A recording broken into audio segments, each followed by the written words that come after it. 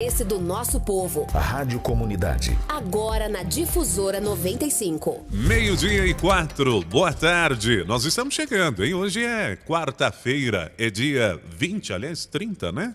Desde novembro, basicamente, já aí no apagar das luzes, né? Para que a gente dê as boas-vindas ao mês de dezembro, que, diga-se de passagem, está chegando, né? É o último do ano de 2022, quem diria, né? Há pouco a gente estava dando boas-vindas a 2022, isso é para mostrar o quão o tempo passa, né? E que se a gente não se organizar, lamentavelmente fecha o ano no famoso 0 a 0, né? Ou até no negativo. Então precisa ficar bem atento aí a essa questão, né? Não adianta você olhar para o céu e ficar lastimando, só vai cair cisco, né? Você já ouviu, tipo, faça da sua parte que da minha eu farei. Já leu em algum canto, né? Então movimente-se, né? Levanta o traseiro da cadeira e vamos em busca dos ideais que cada um tem e dentre aquelas metas que no início do ano é muito comum, né? A gente planejar, né? E aí fecha o ano, você olha lá, 0 a 0, né? Tem alguns que conseguem até negativar o negócio, né? Mas ó, fé em Deus e pé na tábua, ainda dá tempo de você fechar o ano de forma positiva. Não é sobre esse assunto que nós vamos falar hoje, não. Hoje nós vamos falar de Câmara Municipal de Patrocínio. Antes de mais nada, você que está aí no bom e velho radinho, muito obrigado, viu? É uma alegria para nós podermos contar com o carinho da sua audiência. Uma quarta-feira abençoada é o que a gente deseja para você. Hoje, no programa Rádio Comunidade, está ao vivo conosco para falar um pouquinho sobre sua atuação parlamentar na Casa de Leis do município de Patrocínio, professor Alexandre Vitor Castro da Cruz. Ou tão somente professor Alexandre, né? Vereador na Câmara Municipal de Patrocínio. Muitos assuntos para a gente tratar hoje no programa. Entre eles, aquela questão do Fundeb, né? Pois é, nos últimos meses a gente tem ouvido algumas questões alusivas ao Fundeb, né? Hoje nós vamos tratar desse assunto também, dentre outros, nessa participação com o parlamentar ao vivo conosco. Olha, antes, J. Campos está chegando no comentário do dia. Oi, Campos, boa tarde. Um abraço, Antônio, nosso boa tarde aos nossos ouvintes. Olha, gente, nossas boas-vindas, né, a dezembro, que chega amanhã. E chega trazendo aí de volta o alto espírito natalino, como falamos ontem aqui no comentário, não é? E esse alto espírito natalino contagia todos nós. A cidade, na sua ciranda, já vive hoje a expectativa de que de amanhã, né, 1º de dezembro, com a inauguração da iluminação natalina, né, e a chegada também, né, do grande símbolo do Natal, que é o nosso querido Papai Noel, que tradicionalmente chega aí à cidade nesta época e recebe das mãos do prefeito atual as chaves da cidade grande, com a inauguração da casinha do Bom Velhinho, né, ídolo, né, não só das crianças, mas de todos nós também, né, lá na Praça Santa Luzia. Palco, mais uma vez, das grandes atrações natalinas que estão programadas aí pelo poder público, oferecendo assim, né, uma gama de atrações nas festas de final de ano. Falando em atrações, a Câmara Municipal promoveu na noite de ontem sessão solene, né, para entrega aí de cidadania honorária, quer dizer, o título de cidadão honorário de Patrocínio, a 14 pessoas que não nasceram aqui, mas que a partir de hoje são cidadãos patrocinenses, né, gente? De fato e de direito. E de coração também, por que não? Né? São pessoas que não nasceram aqui, não são patrocinenses, mas que escolheram o patrocínio para morar. E assim vem contribuindo e seguirão contribuindo para o desenvolvimento e crescimento da grande cidade, em todos os ângulos sociais e modalidades profissionais, né? Então, nossos cumprimentos a todos eles, personalidades que estão aqui há vários anos, né, contribuindo com a cidade, cada um em sua nobre função, como é o caso do médico ortopedista, Dr. Carlos Alberto Pinto, que desde 1974, né, gente, escolheu o patrocínio para viver e exercer a sua nobre profissão, né, indicação feita pelo eterno vereador José Roberto Santos Salitre. Foi homenageado também por merecimento nosso grande companheiro aqui da casa, Luiz Oliveira Cruz, diretor de esportes, né, como cidadão benemérito. Excelentes escolhas dos 14 vereadores autores das indicações corretas, justas e merecidas, né? Casa cheia, o auditório da Casa de Leis recebeu convidados e familiares, né, dos homenageados, uma cerimônia muito bem organizada pela mesa diretora da Edilidade, muito bem presidida pelo vereador Valtino Jandaia, e como é de praxe, finalizando com um grande coquetel. Queremos aqui, né, agradecer à mesa diretora da Câmara pelo convite para que fizéssemos também parte da mesa nobre como representante da imprensa virginiana. Fizeram parte também da mesa nobre o vice-prefeito Humberto Donizete, a deputada estadual eleita por patrocínio Maria Clara Marra e o empresário, né, premiado com o empresário do ano, Geraldo Marra Ferreira, o presidente do Rotary Brumado, Matheus Cunha, e o secretário municipal de obras, Wellington Fernandes, né, um mamazão, representando o prefeito Derol Marra, que se encontrava em viagem. Foi realmente, né, uma bonita noite de homenagens merecidas, né? Para finalizar em seu pronunciamento, ontem, a deputada eleita patrocinense, Maria Clara, fez uma citação interessante, né, que caiu como uma luva para os novos patrocinenses.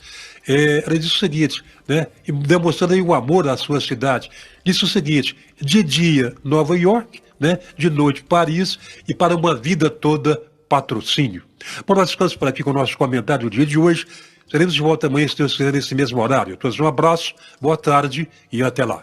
Valeu, Campos. Obrigado aí pela participação. O programa Rádio Comunidade desta quarta-feira só está começando. E agora a gente parte para a parte de entrevistas, né? Parte para a parte, né? Como se diz, uma redundância. Está ao vivo conosco aqui no programa o vereador na Câmara Municipal de Patrocínio, o professor Alexandre. Professor, alegria recebê-lo aqui. Seja bem-vindo. Boa tarde. Boa tarde, Zé Antônio. Boa tarde a todos os ouvintes da Difusora. Muito obrigado mais uma vez pelo espaço, pelo privilégio de estar aqui com vocês. Tá certo. A gente já começa falando sobre Câmara Municipal. Recentemente, uma proposta que, de certa forma, tratava sobre o retorno das sessões ordinárias para o período noturno, tramitou na casa e a maioria achou por bem que as sessões permanecessem no período da manhã, como está agora, né? E naquela época, o voto do presidente Florisvaldo José de Souza Valtinho foi determinante, né, para que as sessões pudessem permanecer no período da manhã. Após essa, de certa forma, votação, o senhor está vindo agora pela primeira vez com a gente e o senhor foi contrário, né? Para que as sessões, de certa forma, mantivessem no período da manhã e que fossem para o período da noite. Ou seja, o senhor foi favorável para que elas fossem à noite. Conta para a gente o ponto de vista do parlamentar do porquê das sessões à noite. Bom, e do Zé voto. Antônio, acredito que é muito claro, né, para todas as pessoas que nos ouvem, que a questão da reunião à noite, quando eu me proponho a estar prestando um serviço que é para a comunidade, eu tenho que estar disposto a cumprir todos os requisitos, e eu acho que o principal requisito da vida pública é de transparência. E o noturno traz essa ideia de transparência, tanto para assistir lá no formato presencial, para qualquer pessoa da população, como assistir ao vivo no momento. Aí aquela justificativa, hoje com o canal do YouTube, que inclusive no mandato passado foi um movimento que eu fiz constantemente, que eu achava totalmente absurdo você ter que pedir direito de ter a gravação do que você tinha falado. Hoje é um avanço, né, da Câmara Municipal, a questão de ter o canal do YouTube, ficar as reuniões lá gravadas para quem quiser assistir, mas eu penso que se a gente tivesse a oportunidade, que fosse no noturno, a gente dava oportunidade para quem quiser participar ao vivo ou lá presencialmente. Então, se a gente tira essa oportunidade, é algo que eu já deixo claro aqui para você, que eu não vou desistir. Assim que virar o ano, com certeza... Há essa possibilidade do projeto, a proposta voltar? Sim, cada ano, né? Não pode voltar dentro do mesmo ano. Mas no próximo ano pode voltar de novo. Eu acredito que as pessoas que estavam lá e os votos que nós tivemos favoráveis, vamos ver a nova formação da nova mesa diretora da Câmara como fica. Eu acho que tudo isso pode ser determinante para esse retorno, sim. Eu ainda tenho fé que antes da gente encerrar esse mandato, nós vamos ter essas reuniões à noite de novo. Quando a gente fala de reuniões na Câmara e tal, e quando a gente fala de mesa diretora, daqui a pouquinho, né? Segundo as informações que a gente tem, dia 12, agora de dezembro, é quando acontece a eleição para a nova mesa diretora, visto que o atual presidente, né, que já foi reconduzido, não pode mais permanecer no cargo. Professor Alexandre, colocaria o seu nome à disposição? Como é que está essa situação? É no dia 13, na verdade, na última reunião do ano, e assim, isso tudo é muito indefinido ainda, né? Se os colegas acharem por bem que sim, todo mundo sabe que a nossa bancada considerada oposição, que eu nunca gostei muito dessa palavra, né? Já teve um momento lá na primeira eleição do atual presidente que eu coloquei, sim, meu nome. Eu acho que é sempre uma incógnita. Esse tipo de situação, de decisão, acho que a gente decide realmente com muita conversa, com muito diálogo, né? Com as pessoas que acreditam, que apoiam, ou então averiguar também quem serão os possíveis candidatos, quem que podem contribuir institucionalmente para a casa, né, continuar caminhando e caminhando cada vez melhor, porque eu acho que se usa muito o jargão Casa do Povo, mas em vários momentos, às vezes, a gente peca do que realmente era para ser essa Casa do Povo. Essa questão da mudança do horário é uma delas. Com certeza, a principal, né? Porque se é Casa do Povo, e aí vocês mesmos fizeram uma enquete aqui que deu absurdamente favorável aí para a noite. Eu fiz na minha rede social pessoal, eu sei que o Thiago Malagoli também fez, não sei se mais algum colega fez, me desculpe, eu não tenho assim ciência de todo mundo, mas se realmente fosse ouvir o clamor das pessoas, era como representantes do povo, era para ter voltado para a noite. E assim, entendeu-se que algumas pessoas se sentiram ofendidas, inclusive no dia teve pessoas que foram lá cobrar de alguns parlamentares que tinha prometido para eles que votaria que seria à noite e depois o posicionamento foi contrário. Com todo respeito, mas teve dedo no rosto entre eleitor e parlamentar na casa pós essa votação, né? Sem entrar aqui muito nos meandros, mas ainda falando sobre essa questão aí do horário das sessões, ainda tem vereador que, mesmo sendo favorável que as reuniões sejam no período da manhã, chega atrasado. Qual que é o ponto de vista do senhor quanto a esses atrasos que ocorrem e alguns que, lamentavelmente, sequer vão à reunião e sequer também justificam a ausência? Bom, eu acho que faltar à reunião sem nem justificar a ausência, eu acho que é totalmente esdrúxulo, né? Incompatível com as nossas atribuições, porque a atribuição obrigatória é essa, eu acho que é o mínimo que se pode fazer, é apresentar a devida justificativa. Então eu acredito que isso também é algo que precisa ser melhor organizado, e não só, eu não vejo assim, com tanta frequência às vezes, mas acho que o final é o problema maior. Já que você levantou essa questão, eu acho que não espera a sessão acabar e vai embora. Não espera acabar, eu acho que aí é um problema. Se optou para que seja de manhã, né, e eu sou obrigado a respeitar o voto da maioria, inclusive tenha sido contrário, mas então que eu tenha respeito por todos os colegas que estão falando até o término realmente da sessão, né?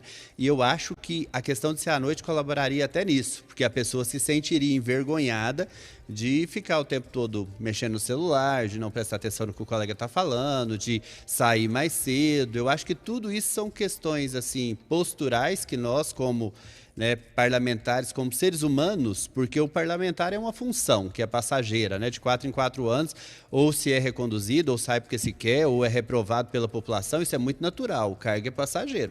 Mas a postura, eu tenho certeza que muitas pessoas que nos acompanham avaliam sempre, eu acredito muito nisso. Tá certo. Vereador, falando agora sobre Fundeb. Ano passado teve uma polêmica.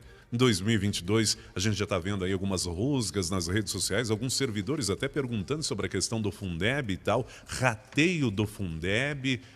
Enquanto parlamentar, o senhor já foi em gestões passadas subsecretário de Educação.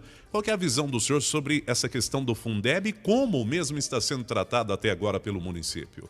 Bom, primeiro que acho que a gente precisa conversar algumas questões para ficar muito clara para a população, porque alguns colegas lá gostam de disseminar desinformação e falar assim, primeira vez que foi feito rateio do Fundeb.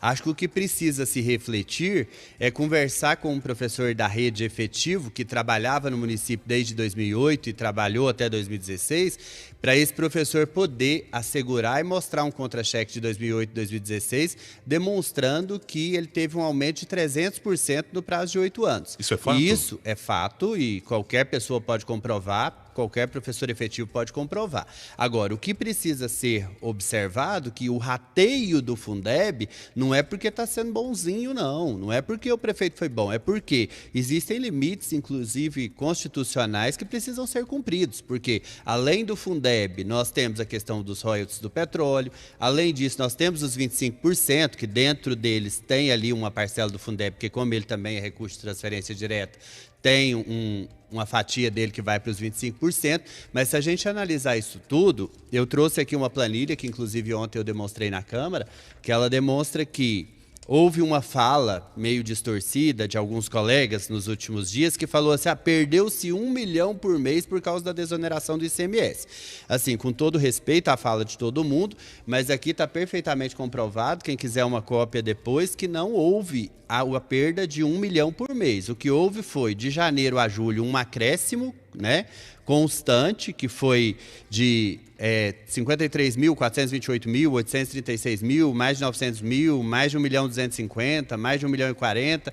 E a partir de agosto, houve essa queda, que está gerando aí, chegando agora em torno dos 2 milhões. Nós ainda não temos o acumulado para contar o dezembro, que ele deve chegar, né? Mas levando em consideração o acumulado de janeiro a dezembro de 2021, que é um total de 45 milhões 100 mil 115 reais e 65. E o acumulado... Esse é o valor do Fundeb para o município ao longo do ano. Para o município ao longo dos 12 meses de 2021. E nós já temos até o depósito de novembro, isso comprovado no site do Tesouro Nacional e comprovado com os extratos do Banco do Brasil, que é de domínio público, qualquer cidadão pode consultar, já 44.774.202,72. Então, mesmo que diminua esdrúxulamente o valor de dezembro, mesmo assim nós vamos ultrapassar o valor do ano passado. Tendo como premissa que o prefeito deu um aumento de 8% igual para todo mundo, que ele poderia ter dado um aumento diferente para a educação, tendo em vista esse acréscimo do início do ano, que foi possível, alguns municípios deram 15%, teve município que repassou até os 33%.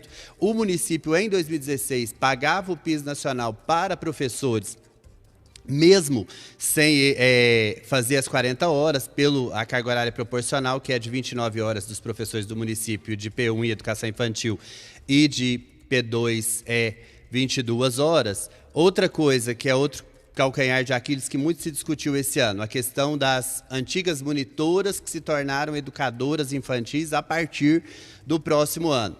Eu tentei contribuir o máximo possível, acho que as pessoas ficam achando que a gente fica querendo fazer política, e na verdade é contribuir, que era possível sim, porque como elas são de 40 horas e todas elas são formadas em magistério, habilitadas como professoras, de acordo com o Educacenso, que é do MEC, poderia ser reconhecido e pagar para elas o piso nacional de 40 horas, que hoje é em torno de 3.700. Isso seria gratificação ou uma regularização salarial? Não, isso seria uma regularização salarial para elas continuarem com 40 horas, mas receber o piso nacional como salário base, sem nenhuma progressão, sem nada do plano de carreira. E isso seria uma sessão fixa para o município? Entra prefeito, sai prefeito, ninguém mexeria? Isso, ninguém mexeria. Porque da forma como está hoje, o piso nacional desde 2008.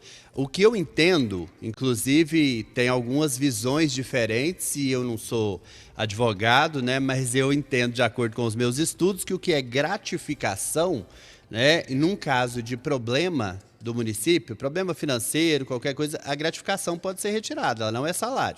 Agora, teve uma defesa na época que falou que vantagem pecuniária não é gratificação, que ela vai ficar incorporada ao salário. Agora, para mim, o correto de ter sido feito era realmente já ter feito e feito corretamente, porque deu uma gratificação de R$400, já é um passo, já é uma melhoria, mudou o nome do cargo, mas não é o ideal, porque a grande maioria delas tem consciência que elas são professoras de educação infantil de 0 a 3, e isso é cobrado delas, o tempo todo. Aí algumas pessoas, antes que aconteça algum desentendimento, vai falar assim, mas houve um concurso, não sei o quê. Deixando muito claro aqui para vocês, Antônio, tudo que eu pude contribuir do dia 7 de julho de 2014 até 31 de dezembro de 2016, eu contribuí para tentar regularizar esse problema. Na época do concurso eu nem estava na secretaria, e quem comete esse erro não é o gestor, muitas das vezes é a própria empresa que é contratada para fazer o concurso, que não entende muito do negócio. A mesma coisa está acontecendo agora. Eles colocaram lá no edital que qualquer formação para professor pode fazer o cargo de professor P1. Eu já alertei isso nas minhas redes sociais, nas 2 últimas reuniões da Câmara salientei de novo, falei que isso é balela, porque a nível da nossa Lei de Diretrizes e Bases da Educação Nacional, é impossível você não ter ou o magistério técnico antes de 2000 ou a pedagogia e ser professor de alfabetização. Suponhamos que uma pessoa passa nessa modalidade a qual está prescrita no edital, professor Alexandre, como que fica? Essa pessoa pode perder o cargo? Qualquer pessoa. Por exemplo, eu sou formado em matemática. No meu caso, eu tenho pedagogia também. Eu poderia concorrer a uma aula de professor de primeiro ao quinto ano. Agora, uma pessoa que tem matemática, que tem geografia, que tem letras, não pode concorrer a uma vaga de professor de primeiro ao quinto ano. Porque se tiver um pedagogo aprovado atrás dele, facilmente ganharia uma causa dessa na justiça, porque ele não pode ser professor de primeiro ao quinto ano sem a formação específica para isso. Então as e a pessoas lei que fizeram o município... concurso podem correr risco futuramente? Não, mas isso é a própria pessoa que tem que assumir, porque ela precisa ter consciência da sua formação. Então, eu já apontei esse erro para a comissão, porque existe uma comissão de servidores efetivos, uma comissão muito séria, de pessoas que eu conheço, que eu respeito. Agora, a empresa que vai fazer o concurso tem que parar de responder e-mail falando que isso é a regra que está no edital, porque automaticamente a pessoa que recebe um e-mail desse entende que está resguardada, né? Então, assim, é ter o cuidado não há mesmo. resguardo. Tem que ter o cuidado para ter o conhecimento. Eu tenho habilitação para quê? Para concorrer a qual vaga do concurso, né? Então, é bem interessante. Acho que, só para finalizar aqui, outra parte interessante aqui nesse levantamento, que o repasse dos royalties do petróleo em 2021 foram 11.832.359. Para 2022? 2022, 14.328.219. Subiu. Uma variação de 2.495.859,42 centavos. Esse valor também entra no rateio? Esse valor, 75% dele obrigatoriamente é para a educação e 25% para a saúde. Só que desses 75% da educação que podem ser gastos com infraestrutura, construção de escolas, de creches, manutenção, pode também ser utilizado para pagamento de funcionário. Outro ponto que a gente precisa refletir, que quando se fala assim, não posso dar um aumento melhor para os servidores, né, pensando na constância, na questão jurídica e tudo mais, no ano anterior, quem quiser acessar lá no Fiscalizando com o TCE, que é de domínio público, nós utilizamos menos de 40% da receita com gasto, que o limite é 60%. Então, sobrou aí uma margem de 20%. Pensando que o Fundeb subiu obrigatoriamente, porque é o que algumas pessoas confundem, é assim, posso gastar até 70% para pagamento de funcionário da educação com o Fundeb? Não, eu tenho que gastar obrigatoriamente 70% do Fundeb com pagamento de funcionário. Então, não é até 70%. Não é até 70%, é no mínimo 70%. E aí a gente tem que ficar atento, porque, nossa, mas coitado do gestor, vai sobrar só 30% pela administrar? Gente, Fundeb ainda não está royalty do petróleo, ainda não está os 25% constitucionalmente obrigatório, né? Então, assim, a gente tem que refletir que a educação tem muito investimento e educação é a base de tudo. Com educação a gente resolve problema de saúde pública, com educação a gente resolve problema de fake news, com educação a gente resolve problema de desinformação. Eu acho que a educação é a base de tudo e a gente precisa tratar ela com a devida seriedade. Professor Alexandre, aí muita gente pode que está ligando o seu rádio agora, está lá pensando, poxa, mas se tem rateio do Fundeb, qual que é o ponto de raciocínio? É porque não gastou-se como deveria com a educação ou é porque a gestão foi boa e sobrou dinheiro? Não, eu acho que é porque não gastou-se como deveria, né? Eu não gosto muito da palavra acho, vou retirar ela, porque se a gente pegar o exemplo da gestão anterior, que eu tenho muito orgulho de falar aqui, que eu fiz parte, que qualquer pessoa pode falar o que for, mas em termos da educação é o que eu falei. Se a gente comprovar, e aqui eu falei do aumento de salário, né, de profissionais da educação nesse período, o senhor se refere ao período da gestão do Dr. Lucas nos 8 anos de gestão? 2009 a 2016. Mas aí vamos falar de um dado concreto. Se a gente pegar o IDEB de final de 2008 para o IDEB de final de 2016, ele também dá um salto. Então, se percebe, né, que o trabalho na época do então secretário, professor Eurípides de Assis Pérez, que eu tive o prazer de acompanhar por 2 anos e meio, como coordenador de planejamento e gestão, porque embora algumas pessoas hoje utilizem esse título subsecretário, mas esse cargo não existe em patrocínio, né? Não é regulamentado em lei. Então, eu era coordenador de planejamento e gestão naquele momento e fiz parte desse processo que dava autonomia para os gestores, para os professores e fez com que, naturalmente, a nossa educação deslanchasse. Então, assim, se a gente olhar os resultados do IDEB dos últimos anos, ele tem uma constância, ele não tem aquela evolução do que teve de 2008 a 2016. Isso quem entende e está nos ouvindo sabe o que eu estou falando. Para quem está nos acompanhando agora, sabe que ainda não fechou o ano, né? Ainda temos o mês de dezembro ainda. Mas há recurso para fazer o rateio? E se há, o senhor já tem informação? Se o ano fechasse agora, qual seria o valor para o rateio hoje para os servidores da educação? Isso, uma coisa que eu não gosto é fazer devaneios nem ser hipócrita, né? Eu gosto de fazer lembretes inteligentes, inclusive ontem eu falei na Câmara, né? Citei o prefeito, acho que assim que esse levantamento chegar para ele, eu mesmo dispus o meu, caso alguém queira, eu tenho certeza que a deputada eleita Maria Clara Marra também, que o ano passado mobilizou muito, né? Esteve inclusive em grupos de professores defendendo essa ideia. Eu acho que pela sensibilidade que eles demonstraram no ano anterior, eles vão sim demonstrar essa mesma sensibilidade para com os nossos profissionais da educação e poder, sim, com certeza, fazer esse rateio. Agora, a questão de precisar o valor, nós não temos muitas condições de falar que para você é um valor exato, porque são muitos percentuais, né? Eu tenho que pensar que aumentou de 60% para 70%, eu tenho que pensar que eu dei um aumento só de 8%, então eu tenho que pensar, é possível sim dar um aumento diferenciado para a educação, porque é recurso próprio, não é porque ele está sendo injusto com o outro servidor, não é porque eu estou pensando em mim, que eu nem estou atuando no meu cargo efetivo lá, mas assim, é pensando que é possível fazer, porque o recurso é, como algumas pessoas gostam de falar, uma frase antiga, é verba carimbada. Esse recurso é para a educação. Ah, não pode pegar e ratear para todos os servidores? Não, tem que ser só para a educação. Para servidor da educação. E esse valor é igualitário? É o recurso. Sim, no ano anterior foi um valor igualitário, né, que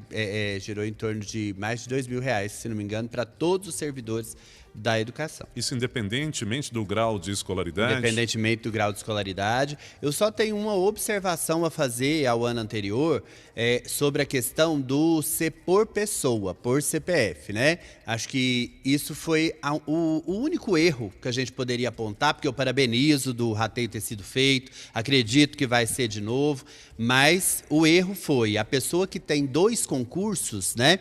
É uma pessoa que fez 2 concursos, tem 2 matrículas, ocupa 2 vagas, trabalha em 2 lugares diferentes. Ela deveria receber, né? Então, assim, é uma questão de justiça. São poucos casos em patrocínio, acredito que no máximo uns 5, nem tenho ideia assim de quantos, mas acredito que uns 5, 6 no máximo. Mas pensando que essa pessoa, profissionalmente, são 2 servidores, né? Tá certo, ela trabalhou, idealizou aquilo, né? Sim, com certeza. E nesse caso, suponhamos que não haja o rateio do Fundeb, o que ocorre, professor? Com o conhecimento que o senhor tem? Eu acredito que vá haver sim, porque os recursos da educação, né, tem que ter todo um cuidado com eles, porque isso dá improbidade administrativa. Eu estou acreditando que vai começar a haver esse movimento, ainda mais depois. Tem prazo para isso? Ele pode acontecer até o final de janeiro, né? Ele pode prever e depois acontecer até o final de janeiro, mas ele não pode iniciar o outro ano letivo com o outro ainda aberto. Porque em janeiro já começa a cair o novo Fundeb, né? Que aí do exercício de 2023.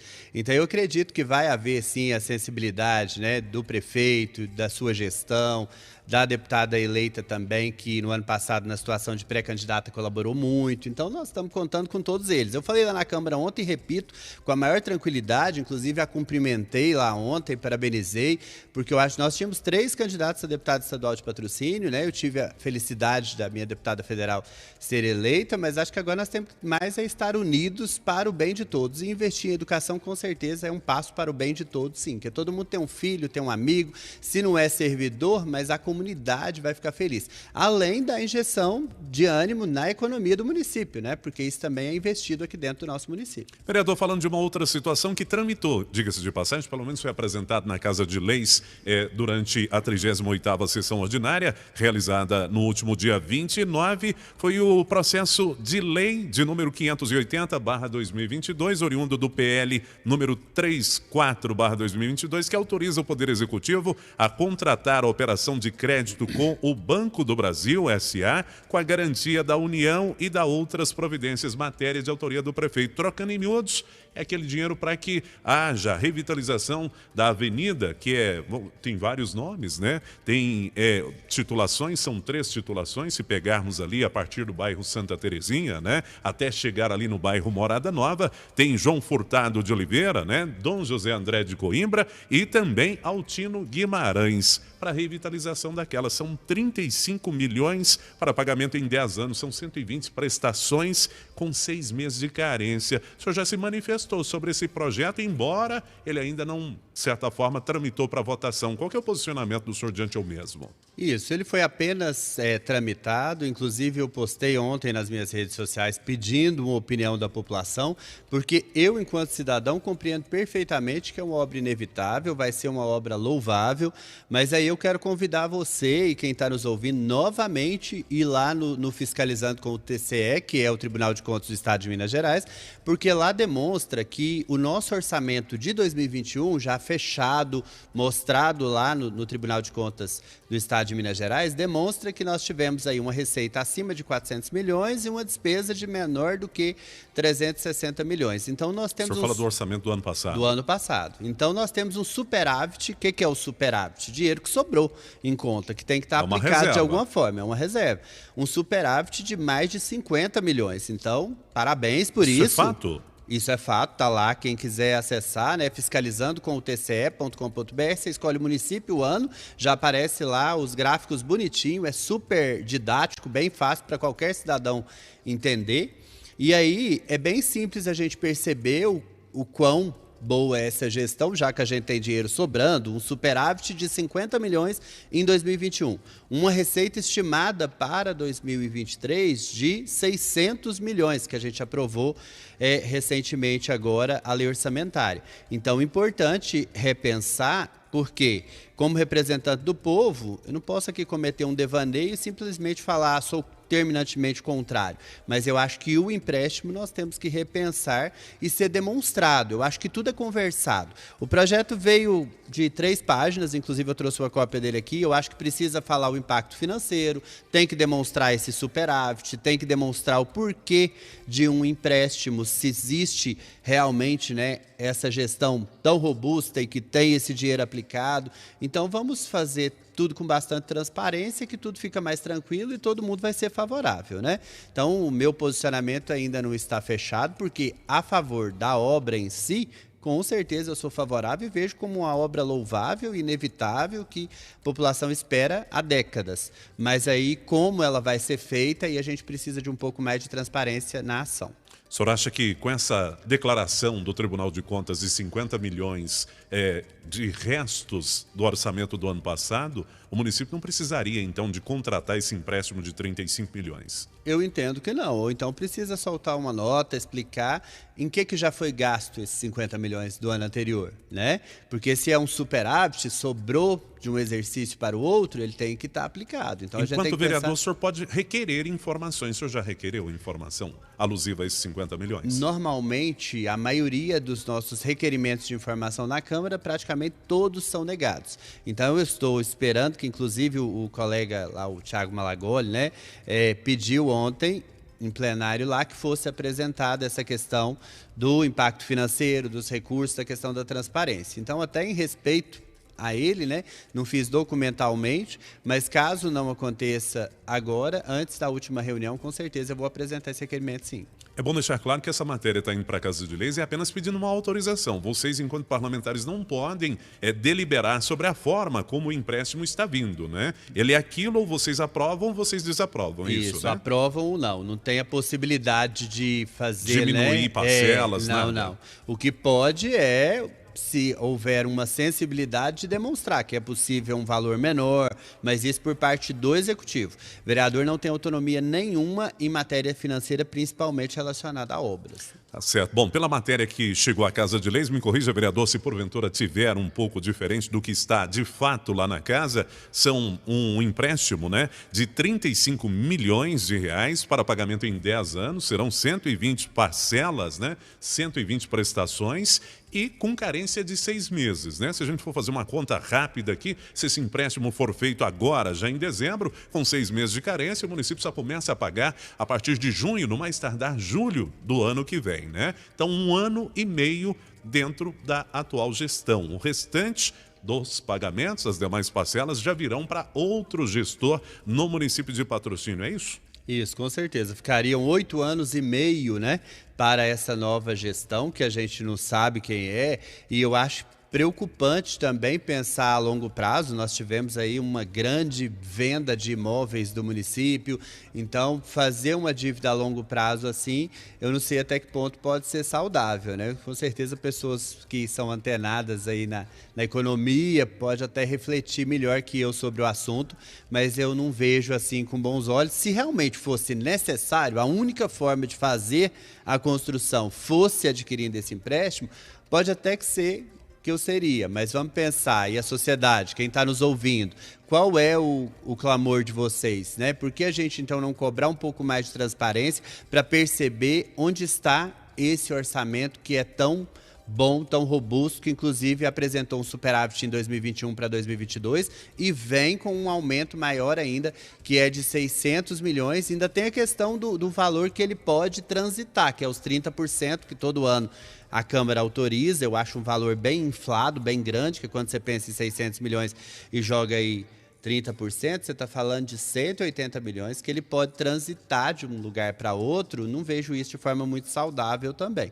Acho que a gente precisava ter mais transparência nessas questões financeiras. Sendo mais preciso, quando o parlamentar fala dessa matéria, né, que está tramitando, ou melhor, tramitou lá na Câmara Municipal de Patrocínio, né, o orçamento previsto para 2023, preciso, 615 milhões de reais, 338 mil reais. Esse é o orçamento previsto para 2023. Vereador, estamos chegando aqui no encerrado desse nosso bate-papo.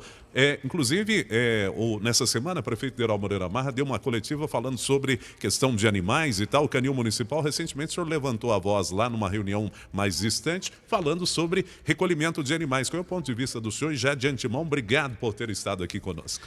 Bom, Zé Antônio, a questão animal, né, acho que ele foi muito infeliz, acho que ele nem queria dizer aquilo, né, quando fala que os cavalos serão recolhidos e no prazo de 3 dias, se o dono não comparecer, vão ser sacrificados, sendo que nós temos diversas outras formas de resolver isso. Pode haver uma doação para quem é de zona rural, pode haver um leilão e depois fazer uma doação, inclusive, para o Hospital do Câncer, para a Santa Casa, para o asilo, que está sempre em campanha aí por material de limpeza, por leite, por fralda. Eu acho que, assim, na verdade, naquele momento ali, pelo que a gente conhece da gestão dele, com certeza ele foi infeliz, não pensou e acredito que vá se retratar, inclusive, com a comunidade, porque ninguém quer resolver o problema da questão animal em Patrocínio, mas ninguém quer ver o animal ser sacrificado, né? E aí, já aqui aproveitando para agradecer a oportunidade de estar aqui com vocês mais uma vez, desejar a vocês todos aqui, né, um feliz e abençoado Natal, um próspero ano novo, que Deus abençoe aí os 2 próximos anos e também o próximo ano, especialmente, que a gente possa ter principalmente vida e saúde. Eu gostaria de deixar uma frase que eu sempre deixo, inclusive com os meus alunos em sala de aula e com a minha vida, com a minha família, que gratidão a todas as pessoas, né? Gratidão àquelas que nos servem de exemplo, que a gente quer ser igual a elas, e gratidão também àquelas que nos ensinam como a gente não quer ser. É uma premissa de vida que eu levo todos os dias e para mim estar aqui com vocês é um presente que pelo grande alcance que vocês têm, e agradeço e peço pela vida e saúde de cada um de vocês com suas famílias. Muito obrigado pela oportunidade. Amém. Obrigado, viu, professor Alexandre, ao vivo conosco aqui no programa. Hoje pela manhã, infelicidade ou não, o prefeito disse isso na coletiva, né, sobre essa questão do sacrificar os animais, né, irão para o abate, né? É um termo que a nossa equipe até que estava presente nos informa aqui, que foi utilizado, né, pelo prefeito, né? E hoje pela manhã foi a solenidade de entrega, né, das obras de reforma e ampliação do Canil Municipal. Por lá, o chefe do Executivo esteve, conversou com o nosso repórter Felipe Rodrigues. Essa fala do sacrificar, ela já não mais foi usada, né? Ele já mudou um pouquinho, embora não se retratou, mas mudou um pouquinho e explicou um pouco melhor dessa legislação, como será. Nós vamos trazer agora, eu já lembro que esse bate-papo feito com o professor Alexandre Vitor Castro da Cruz já está disponível, YouTube/Difusora 95. E nós vamos agora trazer então as palavras do chefe do Executivo durante essa solenidade de entrega das obras de reforma e ampliação do Canil, hoje no finalzinho da manhã com o nosso repórter Felipe Rodrigues. Felipe, é contigo. Fala aí, Sérgio. Foi feita a entrega na manhã desta quarta-feira, dia 30 de novembro, da reforma e ampliação do canil municipal. Nesse momento vamos falar com o prefeito municipal, Deiró Moreira Marra, sobre o trabalho que foi feito aqui, mais uma reforma durante a sua gestão, né? E essa reforma e ampliação de grande importância para o município, né, prefeito? Bom dia. Bom dia. Acho que hoje todos vocês, né, do Sistema Difusora, podem acompanhar a grandiosidade com que nós temos entregado, né, essas obras, em especial aqui, essa reforma, ampliação do canil municipal, mostra realmente o carinho, o dinamismo, tudo aquilo que nós sempre quisemos aqui. A defesa animal tem sido uma tônica permanente no nosso discurso, tem sido uma tônica clara, né? Nós temos essa ideia bastante consolidada e aqui, com essa construção de dois pré-operatórios, 2 novas salas de cirurgias, né? Aumentando, né, a possibilidade de fazer as castrações, enfim, duplicando a capacidade do canil, mostra realmente esse investimento de quase R$300 mil que o município fez com recursos próprios para fazer todas essas melhorias, além dos dinheiros, além dos recursos que nós vamos colocar nos equipamentos. Agora, o mais importante nesse momento é colocar esse avanço, né? Esse avanço que foi colocado, e isso é importante, a gente avançar nessa defesa dos animais. Eu estava aqui agora, vocês viram, né, esse recuo, na medida em que nós tivemos aí na segunda-feira essa questão dos animais, dos cavalos. Agora nós, com uma ideia nova, através do secretário de Agricultura, através do secretário de Obras, do Wellington Mamazão, que nós já vamos mudar a destinação desses animais recolhidos, nós vamos fazer doação. Ou seja, para que isso pudesse acontecer, é claro, nós vamos encaminhar já de imediato à Câmara Municipal, né, o projeto de lei, para que declare a perdição desses animais no prazo de 72 horas, né? Se o proprietário não o buscar e não pagar a multa aí, nós vamos torná-los perdidos e entrar na fila de doação que nós esperamos aí ser gerenciada pela Secretaria de Agricultura. E isso mostra mais uma vez, Felipe, o carinho e a vontade de querer acertar. Então a gente tem a boa vontade de ouvir, de corrigir os erros e de avançar com ideias importantes para que nós possamos ter a solução.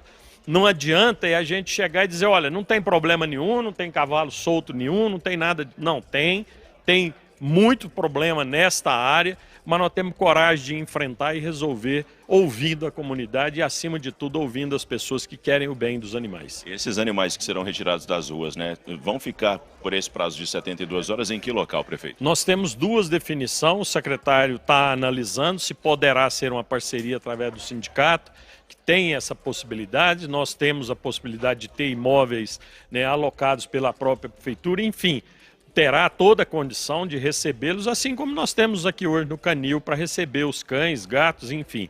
O importante é que nós tenhamos celeridade. Acredito que a partir do momento que essa lei entrar e declarando a perdição, até os próprios proprietários vão tomar mais cuidado com seus animais aí. A partir dessa entrega, dessa ampliação e reforma aqui do canil municipal, os serviços, quando eu digo serviços, é o serviço de castração. Ele já volta a ser realizado aqui em Patrocínio? Volta a ser realizado, inclusive com toda a garantia para nós oferecermos isso para toda a comunidade. Obrigado, prefeito, pela participação e também pelas informações da Difusora 95 quanto a essa ampliação e reforma que foi entregue na manhã desta quarta-feira aqui no canil municipal de Patrocínio. Repórter Felipe Rodrigues, Difusora 95 FM, tá ligado, tá informado. Valeu, Felipe. Obrigado aí pela participação. Boa notícia, né? Já que o prefeito falou que o canil, então, já está nesse procedimento, né? Que bom, a comunidade, então, já pode usufruir, porque, pelo que ele falou, né? A infraestrutura, tudo que é necessário está sendo, então, entregue para a comunidade. Boa notícia, né? Obrigado pelo carinho da sua audiência. Um abraço a todos. Estaremos de volta amanhã, ao meio-dia, com mais uma edição do Rádio Comunidade. Até lá. Tchau.